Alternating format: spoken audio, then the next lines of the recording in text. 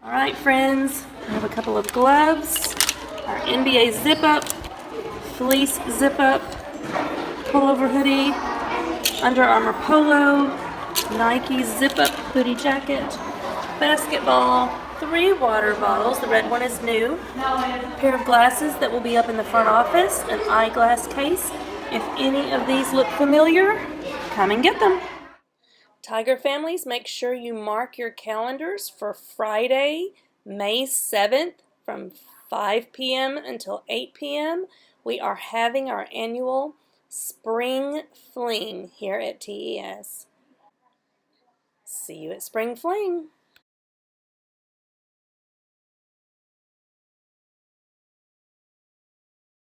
Hello, Tigers. We're going to talk today about choosing optimism. Optimism is a way of seeing life hopefully and having an expectation of success and well-being.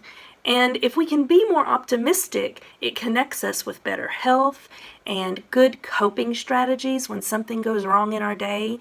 And it's a learned trait. If we practice it, it can become our way of thinking as a habit.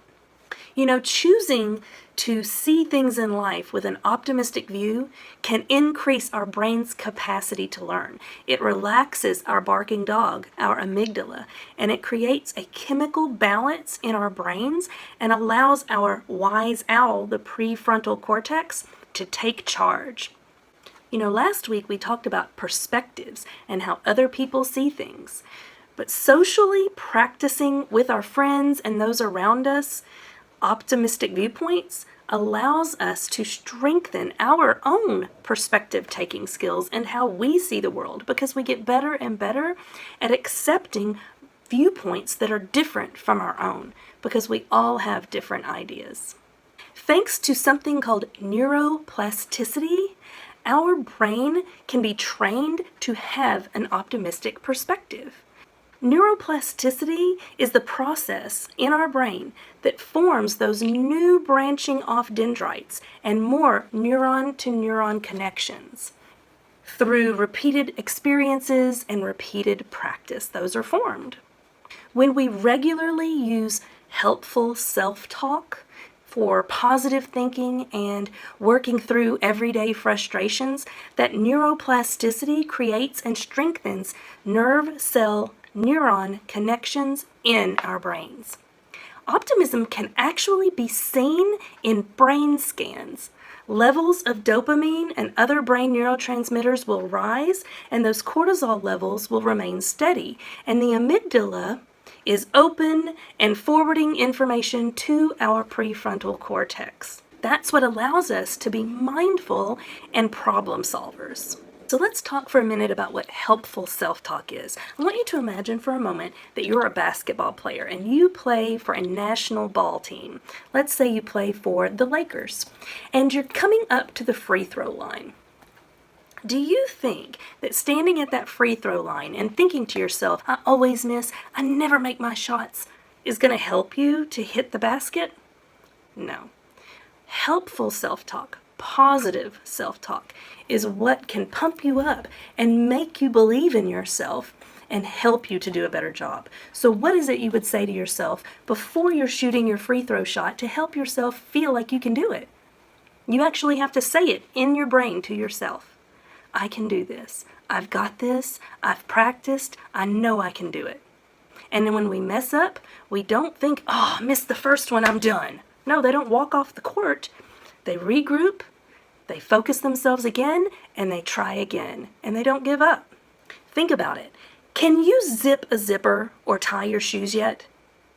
If you can, how did you learn? Someone had to show you, and you had to practice, didn't you? It was just something you didn't know yet how to do. So anytime you run into something you don't yet know how to do, remind yourself, I can do it, I just don't know it yet. Did it get easier with practice? Yeah, but some of us, it took a lot of practice to finally get it. I'll admit to you that for riding a bike, it took me forever to get it. But I didn't give up, and I finally learned how to ride a bike. It just takes patience with yourself, positive self-talk, and practice. Okay, I'm going to show you a feeling, and I want you to guess how I'm feeling. All right, are you ready?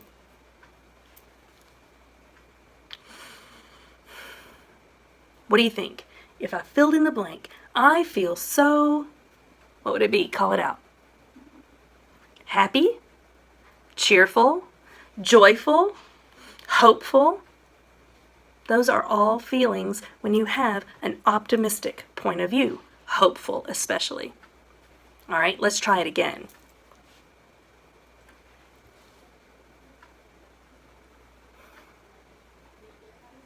I feel so, what do you think? How did I look? Call it out. Sad, worried, feeling blue or upset, hopeless. Those feelings don't make us feel good, do they? No. You were able to look at my face and know how I was feeling.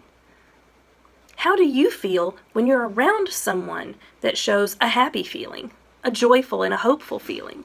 Does that spill over to you? How do you feel when you're around someone who's sad and hopeless all the time? Does it make you feel a little uncomfortable, like you don't know what to do?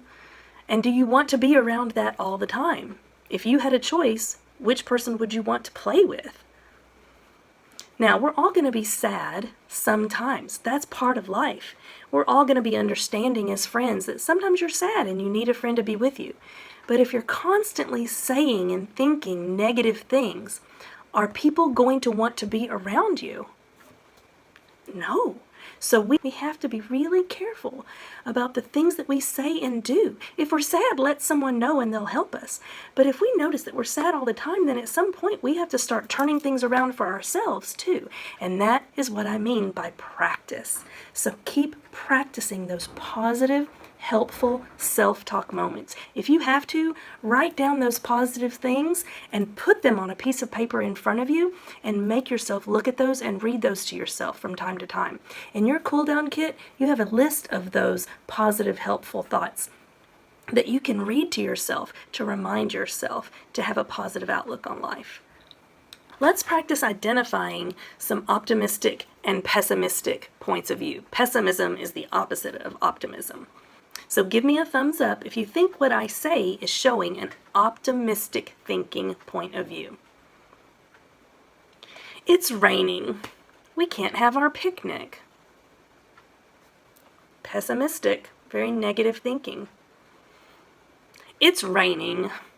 We can have our picnic inside. Optimistic thinking.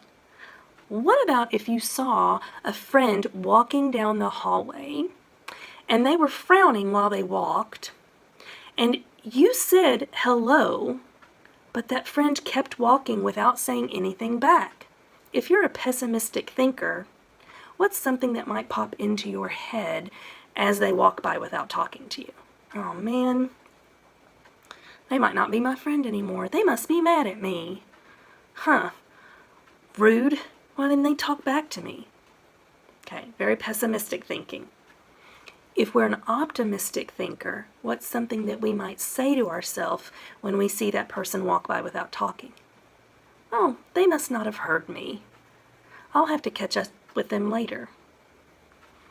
I wonder what's going on in their day. They must be having something going on today, and they are really focused on that, and they just didn't notice that I said anything. It has nothing to do with me. Optimistic thinking. Don't let every little situation get you down in the dumps, because it's not always all about us. Sometimes other people have things going on in their world too, and they just need a moment. Or maybe they need some help. Or maybe it had nothing to do with you. So always keep that optimistic point of view in the back of your mind and train yourself to regroup your thoughts. I know the first thought in your head is most of the time negative, and that's okay. Just make sure that once you've had the negative thought, you flip it to a positive thought. You force yourself to find the positive thought so that everyone can feel better about the situation. When we're optimistic thinkers, our amygdala, our barking dog, is calm. It's allowing information to go to our prefrontal cortex, our wise owl, so that we can think more clearly and problem solve and be more optimistic in our thinking. So once again, how can we have more optimistic thinking? We can look at a problem from another perspective, replacing our negative thought about something with a positive thought, reminding ourselves that a worry is a feeling that will pass, and doing mindful breathing or a sensing exercise. Remember our mindful senses that we started the year out learning? Playing a game to distract ourselves and put ourselves in a better mood, singing a song to ourselves. All of those are wonderful ways to practice being more optimistic in our thinking. I want everyone to look at this picture of this water glass. When you look at this glass, do you think the glass is half full or half empty? If you're an optimistic thinker, which one did you go for? Half full. Half empty means we're almost out. Half full means we still have half left. Turning our thoughts to the positive. Let's try really hard to make our lives focus on that positive and looking at that glass as half full, not half empty. Read these positive affirmations with me. I enjoy learning and gaining new knowledge. Learning is fun and exciting. I am proud of being unique. I learn and improve from my mistakes. I believe in myself and my abilities. Setbacks will only make me stronger. I am smart and I have great ideas. I am talented and gifted in my own way. Let's have a great day. And use them as often as you need to this week.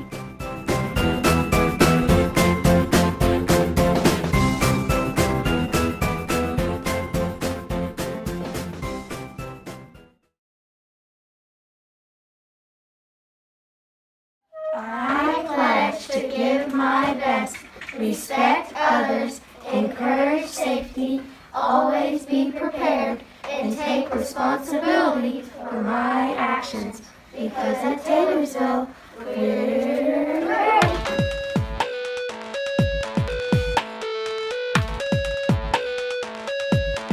I know that I said some things I shouldn't have.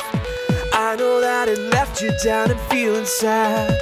And all the things I did, I cannot take them back. But I know that this is not the answer, 'cause staying mad is not the way. We've got to find a better place. So let's work it out and be okay. 'Cause I know that peace is what we need. It's time to give up the fight we're fighting. It doesn't matter who's right or who wins. Peace is the answer you're trying to find. So give up the fight. I know that you wanna say what's on your mind, and I know that you feel like you weren't treated right. But I'm telling you, it's good to leave the past behind. Then you'll find that peace is just the answer. 'Cause staying mad is not the way. We've gotta find a better place. So let's work it out and be okay. Because I know that peace is what we need. It's time to give up the fight we're fighting. It doesn't matter who's right or who wins. Peace is the answer you're trying to find. Give up the fight.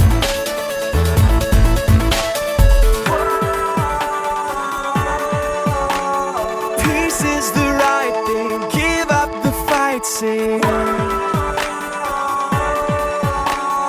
Peace is the right thing. Give up the fight, sing. Peace is the right thing. Give up the fight, sing.